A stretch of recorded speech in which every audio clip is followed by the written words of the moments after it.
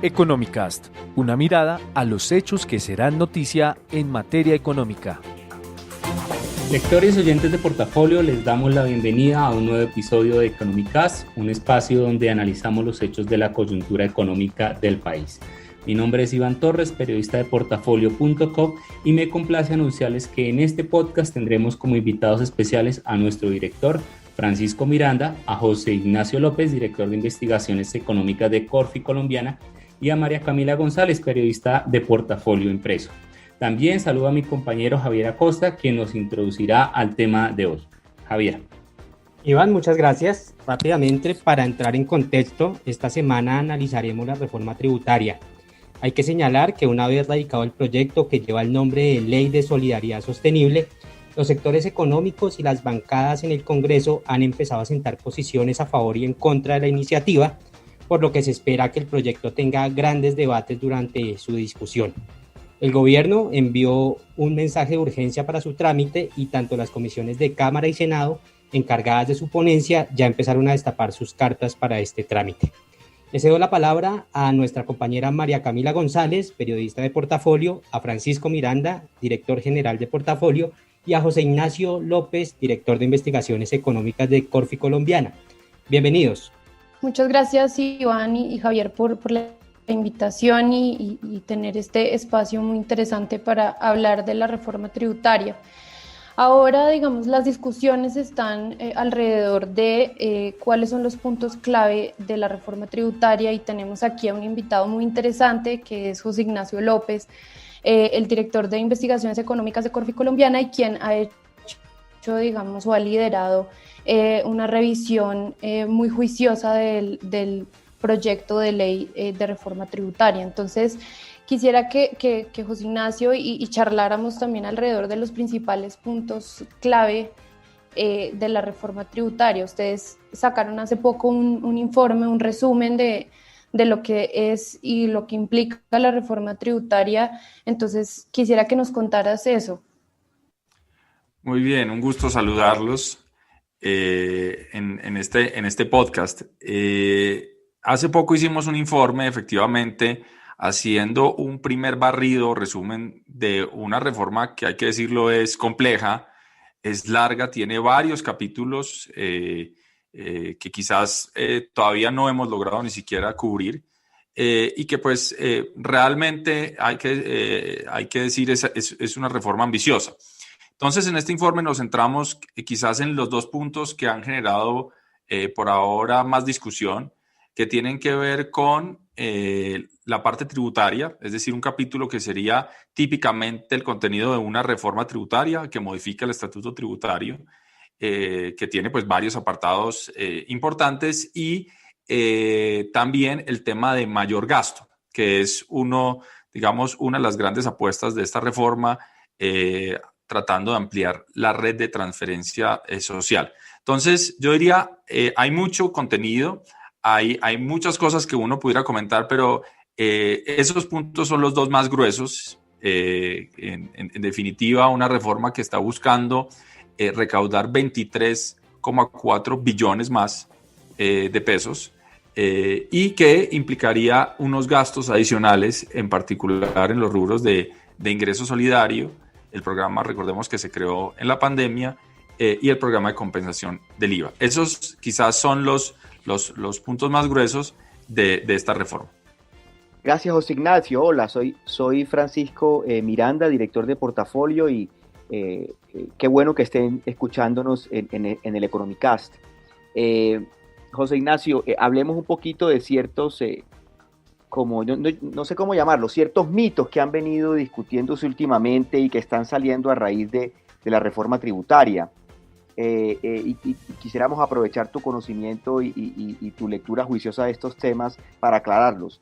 El primero sería ese que dice que estamos recogiendo un déficit que fue creado más por las exenciones tributarias que pudieron generarse en las reformas anteriores del gobierno Duque, la reforma del 2018 y luego la del 2019, que se parecía mucho porque fue resultado de una decisión judicial de la Corte Constitucional. Ese sería el primer como esa primera idea. ¿Cuál es tu lectura frente a eso? ¿Es cierto? ¿Estamos llenando ese hueco o es mucho más grande el momento de pandemia y los gastos de pandemia que se generaron? ¿Cómo ves tú, digamos, ese balance de lo que nos está generando ese hueco que calculó el Ministerio de Hacienda aproximadamente, que sería para este año de 94 billones de pesos, si no estoy mal, algo así como 8.6% del PIB? Y el otro mito que quisiera aprovechar para preguntarte es, se discute mucho la idea de la clase media y la idea de que está golpeada la clase media. Nosotros en Portafolio hemos tratado de cubrir un poquito la distribución del ingreso y obviamente los cálculos que se dan y los expertos pintan un país mucho más pobre de lo que nosotros pensamos y un grupo de gente mucho más privilegiada, ¿cierto? Cuando lo comparamos con el promedio de ingresos del país. Entonces quería hacerte esas dos preguntas en una. ¿Son ciertos esas cosas? ¿Está golpeando tan duro a esa clase media? Y segundo, ¿el hueco es creado por el gobierno o el hueco es creado por la pandemia? Muy bien, entonces arranco con el primer punto. Yo diría que en buena parte es un mito que estamos tapando un hueco que se creó con las exenciones. Eso no contradice la idea que las exenciones realmente desde el punto de vista de gravamen eran costosas. De hecho, en su momento nosotros en nuestros informes advertimos que las correcciones al estatuto tributario, sobre todo el descuento al ICA, el descuento a las compras de bienes de capital por su componente de IVA, iban a ser costosas, pero fue un experimento que se frustró por la pandemia y no pudimos ver al final si la virtuosidad de ese recorte iba incluso a pagar por las exenciones. Es decir, no tenemos evidencia ni para un lado ni para el otro, ¿sí? Sabemos que en 2019, por ejemplo, el gobierno logró tener un superávit primario y eso podría ser como una primera evidencia de que quizás la estrategia fiscal les sí estaba funcionando. Nosotros siempre advertimos que era una estrategia arriesgada. ¿Y por qué era arriesgada? Porque se basaba en que con las exenciones la economía crecía más y el mayor crecimiento era suficiente para que incluso el recaudo fuera mayor. Bueno, esa es una discusión que quizás va a quedar sin solucionar, sin solventar, porque ya es muy difícil imaginarse qué pasaría en Colombia sin pandemia.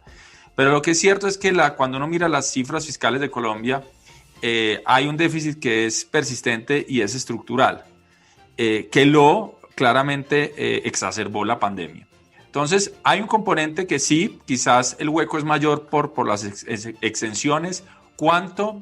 Difícil saberlo porque incluso pues unas cosas son estimativos antes de pandemia y otras con pandemia, pero finalmente yo creo que tampoco es errado decir que el gobierno simplemente está haciendo esto para cerrar un hueco que el mismo gobierno hizo. O sea, creo que ignorar los efectos de la pandemia y el desbalance estructural en temas fiscales de Colombia pues es incorrecto. La otra discusión yo creo que es muy profunda y es una pregunta muy buena, Francisco, y es el tema de si la clase media es la que está poniendo o pagando los platos rotos. Y aquí yo creo que es una discusión que también yo creo que va a quedar en el ambiente por mucho tiempo, porque cuando uno mira la distribución de ingreso en Colombia, personas que tienden a identificarse como clase media están claramente en la parte superior de la distribución. Es decir, una persona que se gane 3, 4 millones claramente no corresponde al percentil 50 de la distribución. De hecho, recordemos que el PIB per cápita en Colombia está por los lados de 1.600.000 pesos mensuales. Y cuando uno mira el percentil 50 puede ser incluso más bajo, 1.300.000, si no estoy mal. Entonces, primero hay una percepción de dónde estoy yo en comparación a otros. Ahora bien, eso no quita que una franja de ingreso de 3 a 4 millones, si bien es privilegiada dentro del país, pues tampoco es un ingreso exorbitante cuando uno lo compara con otros países, si se quiere, o otros países de ingreso medio alto. Entonces, pues de alguna manera eso refleja que somos un país de ingreso medio y que con la pandemia pues hemos sufrido un golpe incluso más duro. Entonces yo diría que es el primer elemento. Y el segundo elemento es un problema que en Colombia creo que por ahora no lo vamos a resolver. y está en el centro de esta discusión, y lo llamaría yo el del huevo y la gallina, pero no refiriéndome al IVA, sino cómo hacemos para tener un Estado eficiente que preste los servicios de manera adecuada y que los contribuyentes se sientan en obligación de contribuir. Entonces, hay gente que ha señalado que tendríamos que si uno tiene un choque de gasto y la gente ve que hay más gasto del gobierno y ve cómo el gobierno, pues digamos, nos ofrece servicios y bienes, la gente va a decir, yo quiero contribuir. Bueno, eso lo hemos hecho desde la Constitución del 91 y no ha funcionado. Ahora, esta reforma es muy ambiciosa porque precisamente lo que busca es que esas personas, entre comillas, más privilegiadas, los que tienen, digamos, ingresos de más de 2 millones, 3 millones, pero nadie está diciendo que son personas, digamos, excesivamente ricas, ¿no? Contribuyan un poco más, pero también es muy entendible el clamor de la gente de decir, bueno, pero es que yo contribuyo, pero no veo retribución. Y ahí es donde digo que es el huevo y la gallina, y es que es primero, que si la gente se sienta responsable de participar de los gastos del Estado y el Estado recontribuye, es decir, si exigiendo que la gente tribute más, vamos a estar en un mejor equilibrio, donde el Estado es más eficiente, vemos las ganancias de pagar impuestos, o por el contrario, es la premisa de no, primero hay que ver el Estado para que la gente se sienta motivada a participar con sus impuestos. Y ustedes ya han visto que han circulado recientemente algún tipo de encuestas donde la gente básicamente dice yo no quiero pagar impuestos, y si uno habla anecdóticamente con mucha gente dice yo no quiero pagar impuestos porque el Estado no me ofrece seguridad, no me ofrece educación, no me ofrece salud. Entonces ahí hay un problema que es difícil de reconciliar. Yo creo que la reforma en últimas va en la dirección adecuada, y es que realmente un Estado moderno pues tiene que estar soportado por los tributos de buena parte de su población, pero creo que lo está haciendo a una velocidad en un momento que no va a ser suficiente para convencer a la gente de hacerlo así. Sí, y precisamente esas encuestas de las que habla recientemente también arrojaban que el 76% de la gente no estaba dispuesta a pagar más impuestos para financiar, por ejemplo, programas sociales como Ingreso Solidario, ¿no? Entonces ahí también entra esa discusión. Y precisamente hace poco estuvimos charlando con Luis Fernando Mejía, director de FEDesarrollo, y él dio, digamos, algunas impresiones de qué debería pasar, por ejemplo, con unos impuestos que graven a las personas más ricas, dentro también de esta discusión. Y quisiera que escucháramos lo que nos contó al respecto. Hay mucha confusión sobre cómo funciona el impuesto a los dividendos. Mucha gente dice, ¿cómo así que los dividendos pagan 10 o 15% en esta propuesta del gobierno? Y hay unas rentas de trabajo que pagan, pues en este caso, antes era la máxima 39%, ahora se está proponiendo el 41%, pero hay tarifas, digamos, por encima del 20%. ¿Cómo puede ser esa desigualdad? Esto es una confusión muy grande que yo sí quisiera dedicarle un minutito a resolver, y es, los dividendos pagan impuesto de renta, porque es que cuando se le entrega unos dividendos a una persona natural, eso resulta de las utilidades netas de impuestos, o sea que los dividendos pagan impuesto de renta en cabeza de las empresas. Entonces, la tarifa que se habla acá de aumentar del 10 al 15% es una tarifa marginal. Yo ponía hace algunos días en mi cuenta de Twitter que pasar del 10 al 15% implica subir la tarifa efectiva de tributación de dividendos del 37.9% al 41.4%. Yo creo que ya es una cifra relativamente alta, porque uno no quiere, por ejemplo, nosotros hacemos los cálculos, y uno no quiere que el Estado sea socio mayoritario de una empresa. Si uno tiene una tarifa efectiva por encima del 50%, pues el Estado es el socio mayoritario. Entonces hay que tener mucho cuidado, porque aquí de nuevo la tarifa efectiva no es 15%. Esto está muy alineado con, nosotros hemos hecho exactamente la misma propuesta. Sube del 10 al 15, aumentan el rango, entiendo, porque algunas rentistas de capital que tienen dividendos por debajo de 29 millones de pesos tienen que hacer unas contribuciones parafiscales. Y el lado del impuesto al patrimonio también me parece importante por ejemplo, discutir si es posible bajar un poquito el rango. O sea, nuestra propuesta, si tú recuerdas, era arrancar con una tarifa de impuesto al patrimonio a partir de 1.000 millones de patrimonio líquido, con una tarifa pequeñita del 0,25, y llegar hasta niveles de 4.000 millones de pesos en adelante con una tarifa marginal del 1%. Pero el gobierno está arrancando en 5.000 millones con una tarifa del 1, 15.000 millones una tarifa del 2. Sin embargo, otro punto que quisiera destacar, y es que estamos de acuerdo con el gobierno en que el impuesto al patrimonio debe ser transitorio. ¿Por qué? Porque cuando no hay mecanismos de coordinación a nivel internacional en gravar patrimonios, riqueza, lo que hace la gente es llevarse su riqueza a otro país. Y a propósito de lo que nos dice Luis Fernando sobre que de pronto la reforma tributaria se queda corta en ser un poco más agresivos, por ejemplo, en el impuesto a las personas de mayores recursos, incluso, digamos, hace una alerta sobre lo que se debería hacer, por ejemplo, para aumentar y ser más agresivos en la evasión y en la elusión, que esa es otra discusión y que también se incluye dentro de la propuesta de reforma tributaria. ¿Qué tanto podríamos nosotros lograr como país, digamos, si por un lado gravamos o de forma más agresiva a los estratos o a las personas que tienen más recursos y por otro lado somos más agresivos para reducir la evasión y la elusión? ¿Es suficiente para conseguir más recursos de lo que necesita el gobierno realmente? Acá hay que hacer más comentarios y es que uno, es cierto que el estatuto tributario tal como está no es suficientemente progresivo. Lo es, pero puede ser mucho más. Y sobre todo, pues a raíz de las recomendaciones de la Comisión de Expertos en Beneficios Tributarios, es posible identificar algunos diagnósticos donde buena parte de los ingresos de las personas que declaran renta digamos, con mayores recursos, pues tienen unas ciertas composiciones que probablemente hacen que su tasa efectiva de tributación sea menor. Acá la propuesta del gobierno corrige muy poco eso, en el sentido de que pues básicamente lo que está haciendo es aumentando la tasa de los dividendos, pero una de las críticas es que probablemente los dividendos, si algo son algo que tiene una disciplina de mercado donde muchas de las rentas no están precisamente pasando por el mercado, y ahí es donde tendría uno que ir a buscar quizás mayores tasas.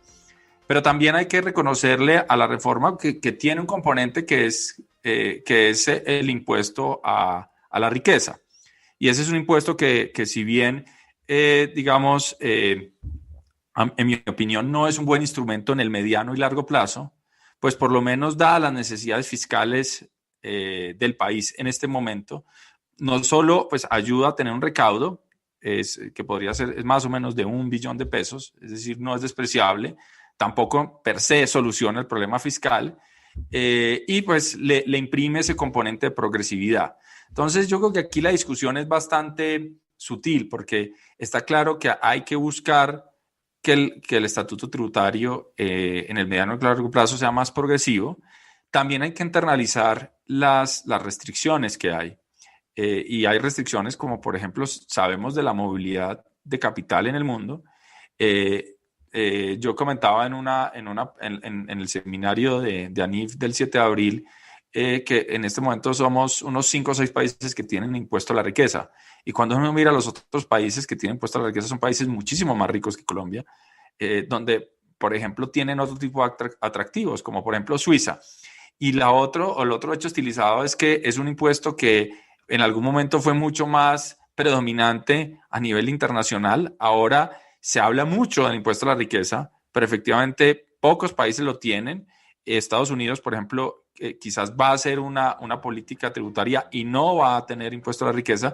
Y pues nosotros como país digamos, de escala media de ingresos, con no suficiente capital agregado, pues tiene que internalizar que es costoso en el mediano y largo plazo tener un impuesto que puede simplemente generar incentivos perversos a que no solo la riqueza no esté declarada en el mercado, ¿sí? Es decir, que no esté disciplinada por precios o mecanismos, digamos, más claros, Y no solo esa distorsión, sino la distorsión pues de que realmente, personas con altos capitales pues decidan acoger otro tipo de residencias fiscales. Y de hecho, pues, por ejemplo, ese caso ha sido muy notorio en Francia, donde incluso con muchos atractivos de ser un ciudadano francés, hay ciudadanos franceses que dicen, lo siento, yo me voy a ir a vivir a Bélgica desde el punto de vista de residencia fiscal o a Rusia. Entonces, ese es un instrumento que yo creo que en este momento pues hay que usarlo, y cuando uno mira las propuestas, tanto de ANIF, Desarrollo como del gobierno, está ahí. Creo que es un instrumento que en el mediano y largo plazo, si no hay una coordinación global frente a estos temas, termina siendo más, un tiro en el pie para los países que lo tienen sin las condiciones para traer capitales o riqueza. José Ignacio, una de las percepciones o de los mensajes que envía no solo el diseño de esta reforma tributaria, sino también las diferentes propuestas de centros de estudio y de facultades de economía y demás tanques de pensamiento, es una carga mayor a cobrarle impuestos a las personas y una tendencia menor a cobrar impuestos a las empresas. Los ciudadanos perciben que las empresas son ricas y que habría que cobrarle más impuestos a esas empresas y menos impuestos a las personas. Entonces, quiero aprovechar que nos estás acompañando en este Economicast para pedirte que nos ayudes a entender por qué hay ese consenso económico de que es mucho más conveniente impuestos a las personas y no impuestos a las empresas, cuando en las empresas es que obviamente se generan los empleos, la riqueza, las ganancias. ¿Cómo entender eso? Es una excelente pregunta y yo no voy a pretender tener la respuesta, pero quisiera conjeturar algunas ideas que quizás apuntan hacia lo que podría ser una respuesta. Un elemento está muy atado a lo que conversábamos antes, y es el hecho de qué tipo de noción de sociedad y de país tenemos, y nuestro deseo de colaborar un proyecto conjunto y colaborativo como país. Y yo creo que uno de los problemas es que no tenemos un arraigo muy fuerte por esa dimensión, y hay un círculo vicioso donde el Estado es débil, hay gente que se apodera de las rentas del Estado, hay corrupción, entonces eso desincentiva a que la gente participe o contribuya con sus impuestos, y por tanto pues terminamos nuevamente en un estado débil. Entonces ahí hay un primer componente. El otro tiene que ver con una especie de, digamos, de falsa ilusión motivada por esto. Si yo no quiero contribuir, si alguien me pregunta, bueno, ¿quién debería pagar impuestos? Entonces yo no quiero contribuir, no veo los beneficios, no. El Estado me parece que no me da nada a mí. Yo digo, perfecto, si algo que contribuye al vecino, y si algo que contribuye a una empresa que es rica, que tiene plata, que genera utilidad. Y en esa discusión lo que ocurre es uno de las deficiencias estructurales de nuestro sistema tributario, y es que terminamos cargando los impuestos en las empresas, precisamente porque es más fácil desde el punto de vista de cooperación social llegar a ese equilibrio. Es más fácil que la gente diga, no, yo no quiero tributar, que tributen las empresas. Pero ahí es donde viene el componente de miopía. Y es que colectivamente, cuando le ponemos impuestos a las empresas precisamente lo que hacen es, las empresas no pagan impuestos. Las empresas son una forma de recolección de impuestos. Es decir, cómo organizamos, cómo tributamos. Y de hecho, pues es un típico mal de país de ingreso bajo y medio, y es que es más fácil llamar a 10 empresas grandes y sacarle el tributo que ir detrás de la gente y decirle, bueno, ¿usted cuánto se gana? ¿Y cuál es el problema? Que en últimas es una talanquera, y no nos damos cuenta como sociedad que al recolectar el impuesto a las empresas, nosotros también terminamos pagando esos impuestos, pero de formas diversas. Lo que pasa es que no lo veo directamente, nadie me lo cobra directamente. Pero, ¿qué significa eso? Que no veo, que no tengo más. ¿Qué es lo que no vemos? Que no tenemos mejores salarios, que no tenemos más empleo formal, que los precios de los productos pueden ser más caros, ¿sí? Entonces, acá, digamos, hay una conversación a veces quizás irónica de cómo funcionan las empresas y cómo funciona la tributación. Por ejemplo, uno escucha decir, no, es que en Colombia no hay competencia, hay poca competencia. Y luego dicen, y que paguen los más ricos a través de las empresas. Esas dos afirmaciones no son consistentes.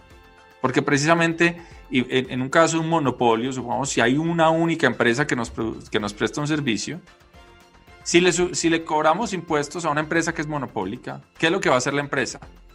No van a ser las utilidades las que caen. Lo que van a caer son lo que va a subir son los precios a los que vende el producto, los salarios que le paga a sus empleados, etcétera, etcétera. Entonces, yo diría que entre una mezcla de no conocer los efectos que llamaríamos los economistas en estas palabras técnicas que luego nadie nos entiende, equilibrio general, y es que si yo muevo una cosa, otras cosas ocurren. Entonces, llamémoslo, es el efecto miopía y el efecto de no querer contribuir, pues terminamos cargando a las empresas. ¿Y qué es el equilibrio que vemos en Colombia? Una informalidad rampante, pocas empresas formales, salarios bajos, precios altos.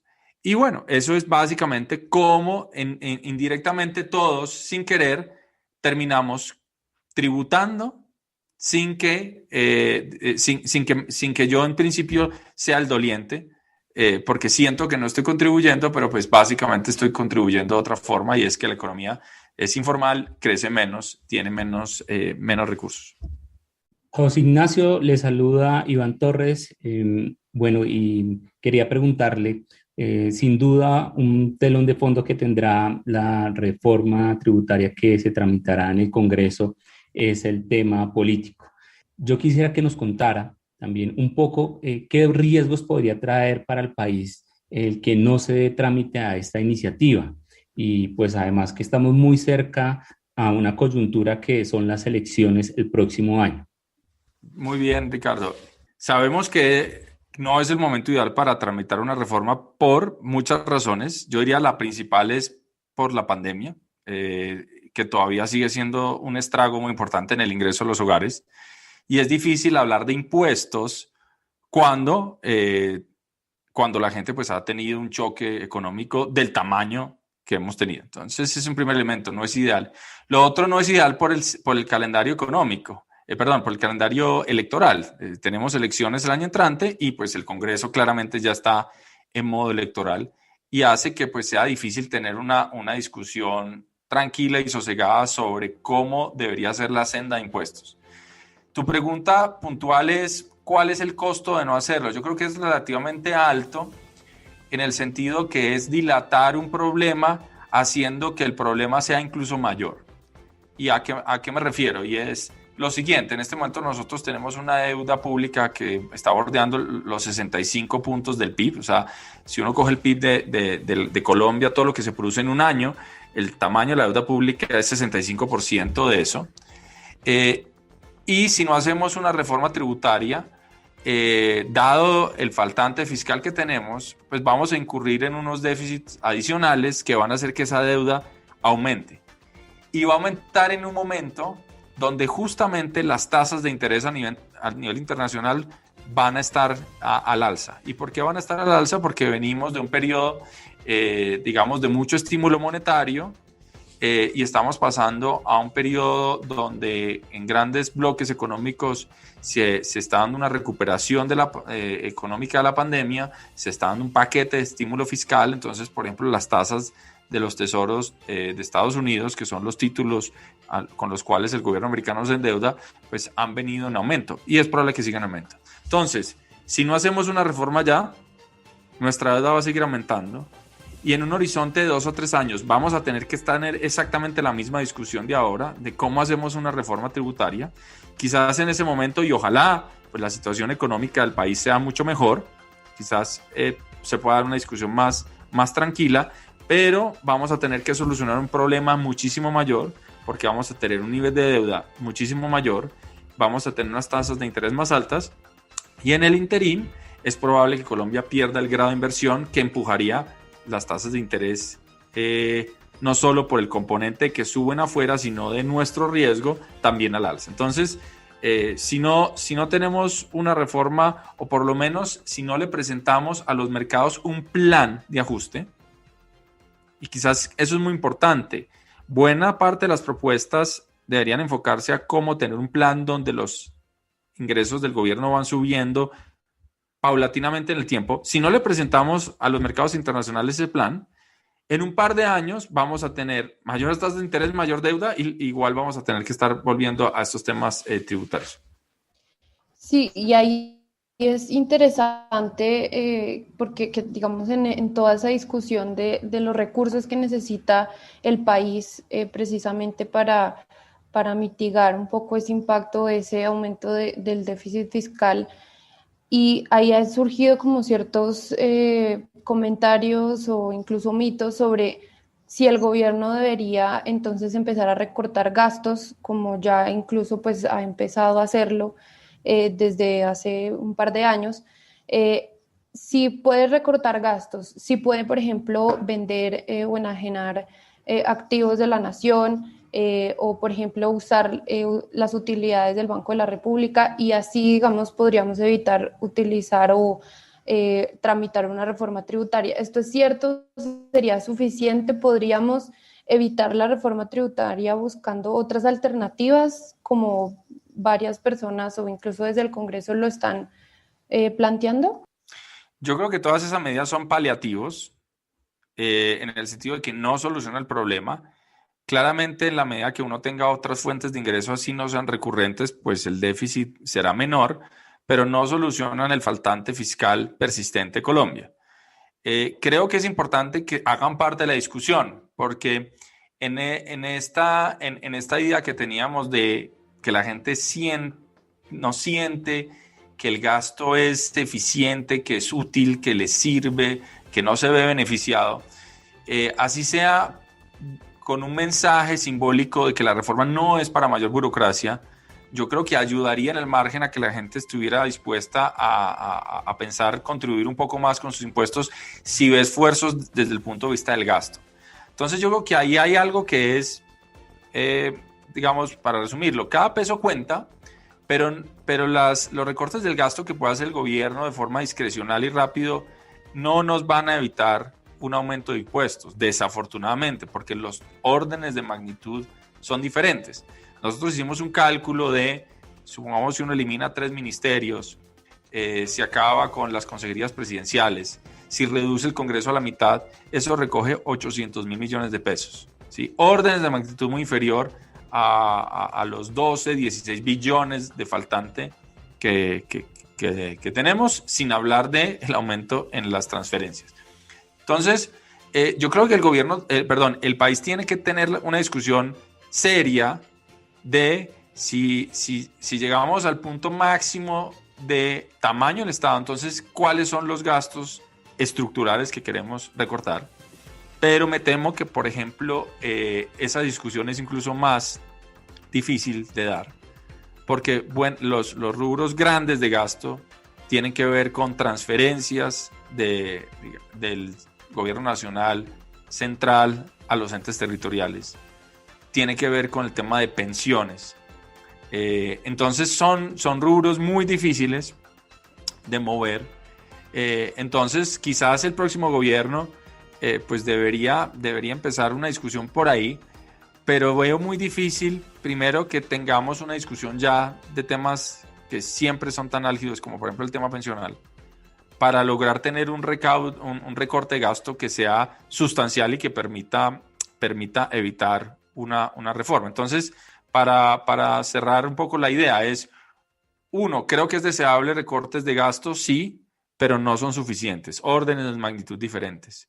Los recortes de gastos sustanciales, quizás el país tiene que tener esa discusión, pero son recortes que toman tiempo y que no tienen un efecto inmediato en las cuentas fiscales y que van a ser también impopulares, como por ejemplo el tema pensional. Y 3, hay otras ideas que son interesantes, son paliativos, pero también no son sustitutos. Por ejemplo, tú mencionabas utilidades del Banco de la República. Eso se volvió parte de los ingresos del gobierno y si bien pues vamos a ver que las transferencias, sobre todo, digamos, este año y el año pasado fueron altas, esos no son ingresos recurrentes y de hecho con lo que yo mencionaba del aumento de las tasas de interés de los tesoros norteamericanos, no nos deberíamos sorprender que en el 2022 las utilidades del Banco de la República sean muy, muy bajas, porque básicamente el Banco de la República está invertido en esos títulos que subieron de tasa, es decir, que cayeron en precio. Enajenaciones, ya el gobierno incorporó las enajenaciones en sus cuentas fiscales de este año en relativo a la venta de ISA. Podría uno pensar en cosas más agresivas, pero también son ingresos no permanentes, no recurrentes, y en la medida que no tengamos una carta para mostrar de ingresos recurrentes, los mercados internacionales y las calificadoras van a entender que esto es nuevamente comprar tiempo, paliar la enfermedad, es decir, esto es un Dolex, cuando realmente lo que necesitamos es un antibiótico. Las reformas tributarias, José Ignacio, siempre tienen esos tiempos, ¿no? Es como un baile en el cual el gobierno pues tiene un grado de consenso interno o con algunos expertos y construye una propuesta, luego se la presenta al Congreso, que actúa en sus comisiones económicas, y también está el escenario de la opinión pública, ¿no? Donde diferentes fuerzas comienzan a generar ambientes, especialmente alrededor de algunas propuestas. Entonces, así, hagamos el ejercicio esta vez. O sea, el gobierno presenta una reforma que es mucho más grande, 23 billones de pesos, que las que tradicionalmente presentaba. Especialmente, por ejemplo, en el gobierno Duque, pues era más o menos 14, la del 2018, en algún grado parecido 2019, 23 es obviamente casi el doble, en un buen porcentaje. Luego viene el Congreso, que ya hicimos un primer análisis, estamos en elecciones, claramente los partidos están separándose, algunos rechazando toda la reforma y otros obviamente atacando aquellas elementos que ya el público está identificando y que se vuelven como impopulares, ¿no? El IVA a los servicios públicos comienza a tener un poco de visión negativa, ampliar la base gravable de los contribuyentes para que declaren a partir de 4.1 a 2.5 millones mensuales, etcétera. Estamos generando eso. La pregunta, entonces, teniendo ese ambiente y ese pulso, José Ignacio, mi última pregunta sería la siguiente, y es, ¿cuánto sería lo mínimo que esto puede, digamos, lo máximo que el gobierno puede ceder y lo mínimo que necesitamos que esta reforma tenga, o las mínimas cosas, los mínimos elementos que tú consideras que debería tener esta reforma para que este no sea un ejercicio en que todos perdamos? ¿Cuánto es lo mínimo que el gobierno puede ceder para poder decir, sí, tenemos un costo político, sí, no recogimos lo suficiente, pero al menos desde el punto de vista fiscal, esas señales de las que hablabas anteriormente para las calificadoras y para el mercado, Colombia está haciendo el trabajo y esta es una primera cuota en unas cuotas que en años posteriores continuarán para poder definir, ir llenando el déficit o al menos ir retomando la sostenibilidad fiscal. Esa era mi última pregunta. Puedes expresarlo como quieras, en medidas, en monto. ¿Cuál es lo mínimo que el gobierno aguanta y hasta cuándo comienza esto a ser mal negocio? De acuerdo. Hay unos umbrales que pueden ser arbitrarios, pero la gente los tiene en la cabeza y es bueno mencionarlos. Un primer umbral es el del un 1% del PIB, que mal contados pueden ser unos 10, 11 billones de pesos. Y ese es el umbral del recaudo neto mínimo.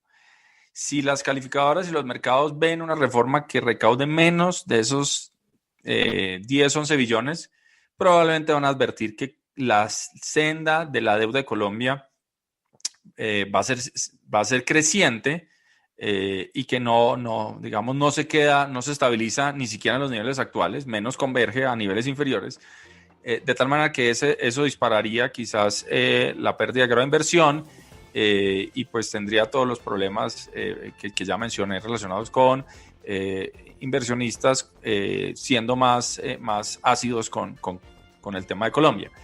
Ahora bien, hay otro componente que es hasta cuándo hasta cuánto el país al final va a poder expandir el programa de ingreso solidario en el tiempo. La propuesta, recordemos, es una propuesta que lo hace permanente de aproximadamente 4,6, 4,7 billones de pesos más unos programas muy interesantes de empleo, que con eso suma casi 5 billones y medio. Quizás el mínimo, pues digamos, ahí no hay un umbral, porque es una discusión realmente compleja de bueno, qué tanto podemos como país mantener estas transferencias, pero yo pensaría que también algo cercano a los 3 billones podría ser, digamos, como uno de los mínimos negociables del gobierno de, bueno, no puedo implementar este programa si no tengo por lo menos unos 3 billones de pesos, y eso ya sería pues recortando incluso lo que ya se ha recortado. Entonces, en esas cuentas alegres o de servilleta, uno requeriría una reforma que recaude unos 13, 14 billones de pesos, sabiendo que eso sería como el mínimo de, bueno, logramos hacer una reforma que mantenga el grado de inversión y que mantenga a algunos de estos programas, sabiendo que nos quedamos lejos de unas metas mucho más ambiciosas en recaudo, que eran las que en últimas garantizaban una convergencia fuerte de la deuda, como los 16 billones que inicialmente se planteaban de recaudo neto. Muy bien, muchísimas gracias. Agradecimos a José Ignacio López, director de Investigaciones Económicas de Corfi Colombiana, a nuestro director Francisco Miranda y a María Camila González, periodista del diario impreso de Portafolio, por esta aproximación a lo que es la reforma tributaria. Y a ustedes, oyentes de Portafolio, los invitamos a seguir conectados con toda la información de nuestro portal web www.portafolio.com.